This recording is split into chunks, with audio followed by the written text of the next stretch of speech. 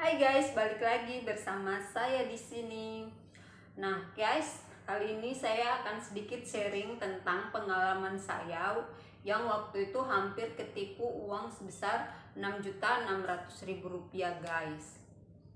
Jadi ceritanya waktu itu saya berkenalan dengan seseorang di aplikasi media sosial Facebook. Nah, biasalah pokoknya perkenalan, saling curhat, tinggal di mana, asal mana, pokoknya ya cerita-cerita tentang kehidupan gitu. Nah, dia itu curhat ke saya kalau dia itu kerjanya di tambang di daerah Kalimantan gitu atau di mana, pokoknya sekitar Kalimantan tapi di kayak pulau-pulau gitu. Nah, dia itu di perusahaan tambang-tambang gitu. Nah, kata dia itu perusahaan dia itu banyak, perusahaan tempat dia kerja itu banyak cabang-cabangnya gitu. Nah, saya bilang, oh bagus dong gitu. Kata dia itu punya keluarganya udah nggak ada, pokoknya curhat-curhat gitulah dia. Nah, setelah sekitar 2 minggu perkenalan, terus dia nelpon nih, kayak pagi gini dia nelpon, dia bilang, aduh kasihan saya tadi habis kehilangan tas, katanya dia gitu. Katanya dia habis nyebrang ke pulau, terus dia sempat jalan-jalan, terus dia itu langsung kehilangan tas di situ, sedangkan di dalam tas dia itu semua dokumen-dokumen dia ada di situ, nomor kontak-kontak keluarganya semua ada di situ, handphone dia juga di situ, dan dia katanya hubungi saya cuman minjam HP teman kerja dia, katanya gitu. Nah, terus saya bilang, wah kamu sih nggak hati-hati, saya ngomong gitu. Nah, setelah besoknya lagi dia nelpon lagi, dia bilang, aduh besok saya udah mau gajian, katanya gitu. Saya bilang, wow asik dong besok gajian. Terus dia bilang, dia bilang gaji dia itu di perusahaan itu tuh sekitar 100 juta berapa gitu, 100 juta lebih katanya gitu. Terus gimana, saya tanya dia bilang saya mau gajian besok tapi dia ada halangan. Saya bilang, halangan apa? Katanya yang kemarin dia jalan-jalan itu tasnya hilang, dokumen-dokumen dia semua hilang, dia nggak bisa hubungi keluarga dia karena dia nggak hafal kontak keluarga dia. Nah, sedangkan dari perusahaan dia untuk membayar gajinya dia itu harus transfer ke keluarganya dia, nggak boleh dia yang ambil sendiri di perusahaan dia. Gajinya dia itu harus ditransfer ke keluarganya, katanya peraturan perusahaan dia katanya kayak gitu. Nah, terus saya bilang, terus gimana dong, kamu nggak bisa ngambil gaji dong kalau gitu? Dia bilang, iya nih saya bingung gimana ya caranya. Terus dia bilang, kamu bisa bantu aku nggak, katanya dia gitu. Terus saya bilang, boleh, apa kalau ada yang saya bisa bantu ya saya bantu, saya gitu. Memang niat saya waktu itu memang cuman pengen bantu sih, karena kasihan kan kalau dia nggak bisa ngambil gaji, kasihan. Nah, terus dia bilang gini, gimana karena dia gajinya harus ditransfer ke anggota keluarganya dia, dan satu-satunya orang yang dia bisa ajak komunikasi katanya waktu itu cuman saya. Makanya dia ngomong ke saya, gimana kalau kamu ngaku sebagai istri saya. Nah, kata si penipu ini, dia nyuruh saya itu ngaku sebagai istri dia. Saya bilang, emang nggak apa-apa kalau kita ngaku gitu, emang boleh? Terus dia bilang, boleh lah, nanti saya ngomong sama manajernya, katanya nanti dia ngomongin ke manajernya kalau saya ini istri dia, nanti nomor telepon saya akan dikasih ke manajer dia yang bagian gaji-gaji ini. Nah, terus saya bilang, ya udah nggak apa-apa kalau memang saya bisa bantu seperti itu, ya udah nanti saya bantu, asalkan nggak dimarahin aja sama perusahaan karena nipu, karena saya ini sebenarnya bukan istri kamu. Dia bilang, nggak apa-apa, pokoknya kamu tolong saya ya, kamu ngaku ya sebagai istri saya. Saya bilang oke, nggak apa-apa. Nah besoknya masih pagi si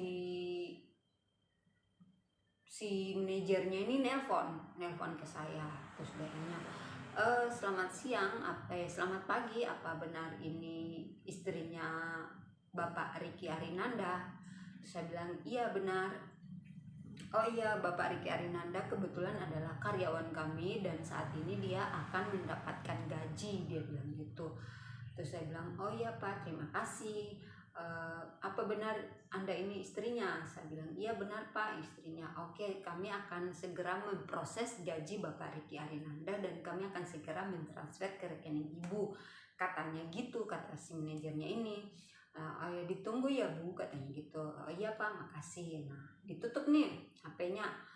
Terus saya telepon lagi nih, si manajernya tutup, si Ricky-nya nelpon, terus dia tanya gimana manajer aku, dan nelpon belum. Terus saya bilang udah, barusan juga ditutup. Terus gimana, dia bilang apa, kamu udah ngaku kalau kamu itu istri saya? Terus saya bilang iya udah ngaku. Terus manajernya nggak apa-apa sih katanya gitu, nanti akan segera diproses gajinya. Dia bilang oh ya makasih ya, kamu tolong saya ya, katanya gitu. Ya oke. Nah terus setelah beberapa jam kemudian si manajernya ini nelpon lagi. Terus si manajernya ngomong, selamat siang Ibu, ini gajinya Bapak Ricky Arinanda akan segera kami proses, katanya gitu. Saya bilang oke, terima kasih, cuman katanya kami butuh bukti surat nikah, katanya gitu, kata si manajernya itu. Kami akan segera proses gajinya, tapi kami butuh bukti surat nikah. Bisa ibu fax sekarang buku nikahnya. Nah saya kan bingung, karena saya kan memang waktu itu cuman disuruh ngaku untuk jadi istrinya, mana ada buku surat nikah kan. Saya bilang oh ya Pak, ntar ya saya hubungi suami saya dulu, saya ngomong gitu. Nah saya telepon nih si penipu yang bernama Ricky Arinanda ini. Saya nelpon, saya ngomong ke dia, gimana ini manajer kamu katanya dia akan segera memproses gaji kamu, tapi dia butuh surat nikah, bagaimana, sedangkan saya kan cuma ngaku sebagai istri kamu. Terus dia bilang bilang aja ke manajer saya kalau surat nikahnya kamu lagi nggak bawa, kamu sekarang posisi di Jakarta, sedangkan buku nikah kamu ada di Bandung, jadi kamu nggak bawa buku nikah kamu, katanya gitu. Nah saya telepon lagi nih si manajernya, saya bilang seperti yang si Ricky ngomong ke saya bilang aduh Pak maaf, masalahnya sekarang saya lagi di Jakarta dan buku nikahnya itu ada di Bandung, jadi saya nggak bawa buku nikah Pak. Terus si manajernya ngomong, aduh gimana Bu, kami harus proses sekarang gajinya Bapak Ricky nih, kami udah proses, pokoknya tinggal bukti buku nikahnya. Terus gimana? Saya bilang emang nggak bisa ditransfer aja dulu Pak? Dia bilang nggak bisa, harus ada bukti buku surat nikah. Nah terus si manajernya ngomong, gini aja Bu, dia punya kenalan, dia katanya si manajernya nih, dia punya kenalan seseorang yang bisa mengurus surat nikah yang bisa selesai hari itu juga, nggak sampai 1 jam, katanya gitu, kata si manajernya yang mau kasih gaji ini. Terus saya bilang oh ada ya Pak? Dia bilang iya ada, kalau Ibu mau nanti kami bantu, dia bilang gitu. Oke, saya bilang saya hubungi suami saya dulu.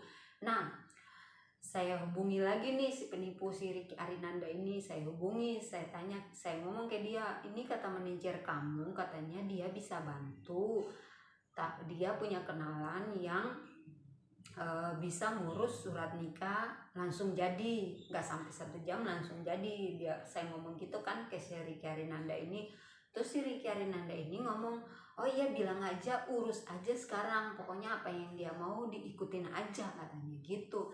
Urus aja nggak apa-apa, nanti dipotong ke gajinya, katanya gitu. Nah saya telepon lagi nih si manajernya si Ricky Arinanda, telepon lagi, saya ngomong ke dia, saya bilang Pak, kata suami saya diurus aja nggak apa-apa, nanti dipotong aja ke gaji dia kalau memang ada biaya atau apa. Nah, terus kata si manajernya ini, oke Bu, tapi masalahnya yang bapak yang mau ngurus surat nikah ini, dia minta biaya sebesar 6.600.000 rupiah. Nah, saya bilang, kan nanti bisa dipotong lewat gajinya Bapak Riki Arinanda, saya ngomong gitu. Terus kata si manajernya, nggak bisa Bu, soalnya gajinya Bapak Riki kan masih sementara diproses, sedangkan orang yang mau ngurus surat nikah ini harus ada uang baru mereka proses, dia bilang gitu. Nah, saya bilang, oh kalau gitu saya tunggu ya, saya hubungi suami saya dulu, saya bilang gitu lagi. Nah, saya telepon lagi nih si Ricky penipu ini, saya nelpon lagi nih ke dia. Saya nelpon, terus saya bilang ke dia, saya bilang gini, gimana manajer kamu katanya ada yang mau bantuin buat surat nikah, tapi harus orangnya minta dibayar sebesar 6.600.000 rupiah.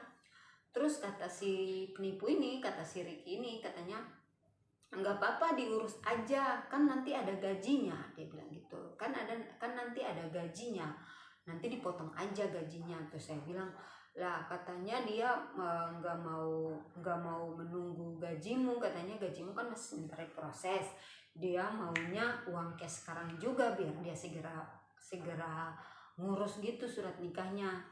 Terus dia bilang, si penipu ini ngomong, aduh gimana ya, dia saat ini lagi nggak pegang uang karena gajinya kan masih sementara mau diproses. Terus dia bilang, gimana kalau pakai uang kamu dulu, katanya gitu. Nah, terus saya bilang, aduh saya nggak punya uang sebesar 6.600.000, saya ngomong gitu ya. Kalau 1 juta 2 juta ya mungkin saya bisa bantu, kalau sebesar 6.600.000 mah saya nggak ada uang, saya ngomong gitu ke si Ricky penipu ini. Terus dia bilang, tolong dong bantuin saya, kan nanti kalau gaji saya cair juga kan masuknya ke rekening kamu, nanti kamu langsung potong deh, pokoknya kamu potong lebih juga nggak apa-apa, yang penting gaji saya cair, dia bilang gitu. Terus saya bilang, saya nggak punya uang, gimana dong? Dia bilang, pokoknya kamu pinjam dulu ke mana, ke teman kamu, kemana gitu. Terus saya bilang, ya deh, saya usahakan, saya ngomong dia gitu. Nah, si manajernya ini nelpon lagi. Saya bilang, terus saya sampaikan, saya bilang, ntar ya Pak, saya cari uang dulu, saya bilang gitu.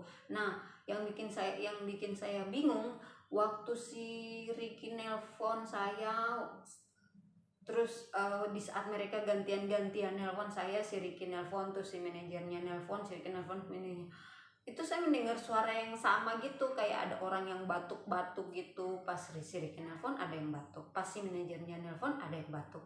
Tapi waktu itu memang pikiran saya belum terlalu ngeh kalau mereka itu sebenarnya nipu gitu. Jadi pikiran saya waktu itu hanya berniat untuk membantu mereka, membantu si Ricky Arinanda ini supaya gajinya bisa dicairkan. Nah, setelah itu pas jam 12 siang, kebetulan saya waktunya berangkat kerja, saya kerjanya siang, jam 12 siang, kebetulan bulan puasa jadi saya masuknya agak cepat. Nah, saya masuk kerja nih. Saya pas sampai ke tempat kerja, saya ngomong nih ke teman kerja saya. Kebetulan saya memang dari awal udah cerita ke teman saya bilang, aduh ini si Ricky ini dia minta tolong. Terus teman saya bilang, kenapa? Dia itu mau gajian. Nah, saya ceritain nih dari awal, dia ini mau gajian tapi dia nggak bisa karena dokumen-dokumen dia hilang katanya. Terus dia nggak bisa nggak bisa dapat gajinya harus ditransfer ke keluarganya. Saya ngomong ke teman saya gitu. Terus teman saya bilang, lah paman saya kan juga ada yang kerja di tempat kayak tambang-tambang gitu, tapi kalau paman saya gajian itu nggak sembarang. Namanya orang kalau kerja di tambang-tambang gitu, namanya gajian itu nggak sembarang harus dikasih ke orang, apalagi ngaku-ngaku sebagai istri. Nah, kata teman saya gitu. Nah, dari situ pikiran saya mulai agak-agak terbuka nih. Ya juga ya, tapi pikiran saya waktu itu masih agak-agak terbuka, tapi masih aduh kasihan sih pokoknya pikiran saya waktu itu kasihan sama dia kalau dia nggak bisa ngambil gaji dia gitu. Nah, setelah saya ngomong ke teman saya gitu. Terus saya ngomong lagi ke teman saya yang lain, kebetulan waktu itu saya ngomongnya, saya bilang aja saudara saya, aduh saudara saya lagi butuh bantuan, dia itu mau gajian gini. Terus respon teman saya waktu itu, saya punya uang, kalau kamu butuh 6.600.000 saya punya uang, kalau kamu mau kamu pakai aja dulu, yang penting kamu gantinya hari ini, dia bilang gitu. Teman saya ngomong gitu, saya bilang boleh ya, dia bilang boleh, kamu pakai aja dulu, masalah gantinya gampang lah, pokoknya yang penting hari ini. Saya bilang iya hari ini, karena dia gajinya cair, dia langsung pas gajinya cair dia langsung terkirim ke saya, karena gajinya masuk ke rekening saya ngomong ke teman saya gitu. Nah teman saya ngasih nih 6.600.000 ke saya, langsung cash nih kasih ke saya. Terus saya langsung ke bank. Cuman alhamdulillahnya waktu itu pas waktu saya ke bank, pikiran saya agak terbuka. Pikiran saya gini, gimana kalau uang ini saya simpan dulu ke rekening saya, nanti saya tinggal transfer aja lewat ATM ke rekening si penipu ini. Nah jadi uang yang dikasih teman saya sebesar 6.600.000 ini saya simpan di rekening saya dulu, saya simpan nih di rekening saya, karena niat saya memang nanti saya transfer lewat ATM aja gitu. Nah saya balik lagi nih ke tempat kerja saya balik lagi, saya ngomong lagi ke teman yang saya satunya. Terus teman saya bilang pokoknya kamu cari tahu dulu, siapa tahu dia itu bohong. Nah jadi saya mulai cari nih, kebetulan waktu itu kan dia sempat sebut nama perusahaan dia. Nah saya cari nih di internet, saya googling, saya cari nama perusahaan yang dia sebutkan. Nah ketemu tuh nama perusahaan dia di internet. Nah di dalam internet itu nama perusahaan yang disebutkan itu ada tercantum nomor telepon. Nah saya ambil tuh nomor teleponnya, saya hubungi ke perusahaan itu, saya tanya bisa bicara dengan Bapak Ricky Arinanda. Terus kata operatornya, mohon maaf di sini nggak ada nama Bapak Ricky Arinanda. Terus saya tanya apa benar ini perusahaan ini? Terus dia bilang iya benar ini perusahaan ini, tapi di sini nggak ada yang namanya Ricky Arinanda. Kata si operatornya ada yang bernama Bapak Ricky, tapi dia bagian satpam, tapi dia belum nikah, dia bilang gitu. Terus saya tanya lagi ke operatornya, apa perusahaan ini punya banyak cabang? Terus kata operatornya, oh enggak, kita cuma punya satu cabang di Jakarta, kita nggak punya cabang-cabang di lain. Nah udah saya tutup tuh telepon. Mulai agak terbuka nih pikiran saya, ya sepertinya bohong deh. Tapi pokoknya pikiran saya waktu itu masih kasihan dia nanti gajinya nggak bisa diambil. Pokoknya yang dalam otak saya waktu itu tuh saya cuman kasihan sama dia, kasihan nanti gajinya nggak bisa diambil gitu. Selesai nelpon itu saya masih sempat ke ATM. Saya bilang nggak apa-apa, saya transfer aja, kasihan juga nanti kalau nggak diurus buku nikahnya dia nggak bisa ngambil gajinya, saya bilang gitu. Ya udah saya langsung nih ke ATM. Saya rencana uang yang telah saya simpan di rekening saya langsung mau transfer nih di rekening dia. Sampai di ATM udah saya tindis nih nomor rekening dia, sudah saya masukin, tinggal masukin PIN gitu, tinggal mau yes gitu langsung terkirim.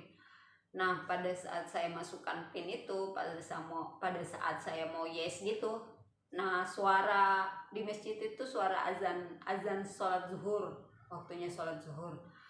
Nah langsung hati saya gini, saya sholat zuhur dulu, nanti baru balik saya transfer lagi, hati saya gitu.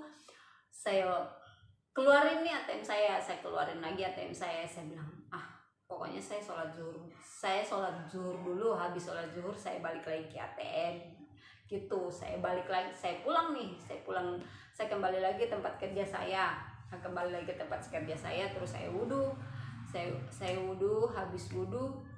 Pas habis wudhu itu langsung pikiran saya terbuka, dan pas sholat itu saya nggak ruku, nggak sujud, nggak semua, saya cuma posisi berdiri sambil saya kena tipu, sepertinya saya kena tipu, pikiran saya gitu, sepertinya saya kena tipu. Dan saya sholatnya tuh udah nggak ruku, udah nggak duduk, udah nggak sujud semua, udah nggak, pokoknya saya cuman berdiri sambil mikir sepertinya saya kena tipu, sepertinya saya kena tipu gitu. Cuma pikir ya ntar kalau saya beneran kena tipu, saya mau bayar, saya mau ganti uang teman saya pakai apa?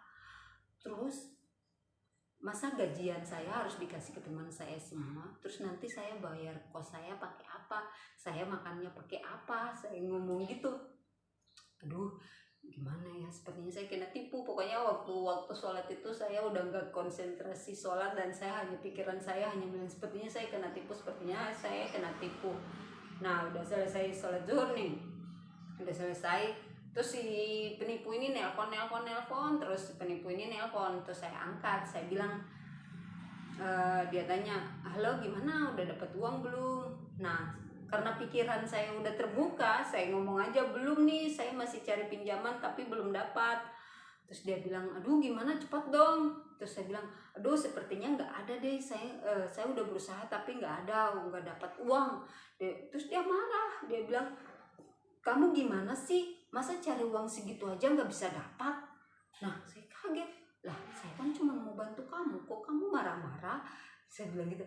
Kamu harus cari dong, dia bilang gitu, kamu harus cari dong. Saya bilang saya udah berusaha cari tapi nggak dapat. Terus saya bilang, tapi ngomong-ngomong tadi saya nelpon ke perusahaan kamu loh, terus kata perusahaan kamu nggak ada nama kamu di sana. Terus langsung dia marah, kenapa kamu nelpon ke perusahaan itu, kamu nih bodoh gini. Pokoknya semua jenis kebun binatang dikeluarin, kamu tuh bodoh, kamu kenapa harus telepon ke situ? Saya bilang, saya kan cuma memastikan. Dia bilang, nggak usah lah nelpon ke situ, gimana nanti kalau gaji saya nggak bisa cair, kamu tanggung jawab ya. Saya bilang, lah saya kan cuma membantu kamu, kenapa saya harus tanggung jawab sama gaji kamu? Terus dia bilang, ya udah sekarang kamu kirim 1 juta aja deh buat saya nyebrang ke perusahaan saya. Dia bilang gitu. Ya saya nggak punya uang 1 juta. Saya bilang gitu, kamu udah langsung dia ngamuk, dan dia mulai kata-kata kasar pun mulai bilang, kamu ini bodoh gini, kamu apa, pokoknya segala jenis kebun binatang langsung diucapin gitu langsung. Udah, dan dia matiin handphone, dan saya bilang, alhamdulillah ternyata, dan saya nggak jadi transfer uang teman saya utuh, dan saya bilang alhamdulillah banget saya nggak jadi transfer. Kalau saya transfer, aduh saya kena tipu beneran, saya sumpah saya kena tipu. Dan seperti itulah cerita saya guys. Nah itulah cerita saya. Jadi alhamdulillahnya waktu itu saya diselamatkan oleh suara azan, karena setelah dengar suara azan saya langsung keluarkan ATM saya, dan saya langsung ke tempat kerja saya kembali, dan saya bilang, saya sholat zuhur dulu, nanti baru saya balik lagi ke ATM untuk transfer. Dan alhamdulillah ternyata saya diselamatkan, dan saya nggak berhasil ditipu oleh orang itu. Nah setelah kejadian itu, orang itu langsung memblokir handphone nomor saya, memblokir Facebook saya, dan semua diblokir, nggak tahu. Gitulah guys. Nah itu dia sedikit pengalaman saya tentang dunia penipuan guys.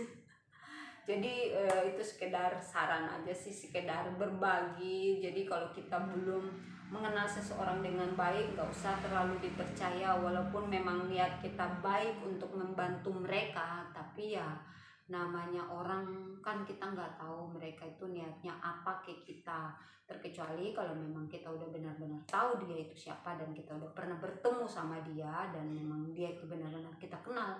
Nah itu baru kita bantu. Tapi kalau memang yang kita belum kenal, terus kita belum pernah ketemu, kita cuma kenal lewat media sosial, itu mending nggak usah deh dibantu. Itu sih cuman saran saya, karena saya pernah mengalami hal seperti itu. Oke guys, itu dia sedikit cerita yang saya bagikan, dan mudah-mudahan bisa menjadi pelajaran buat kita semua dan terutama saya. Terima kasih sudah menonton video saya guys. Jangan lupa like, comment, share, dan subscribe. Nantikan video saya berikutnya. Terima kasih, bye-bye.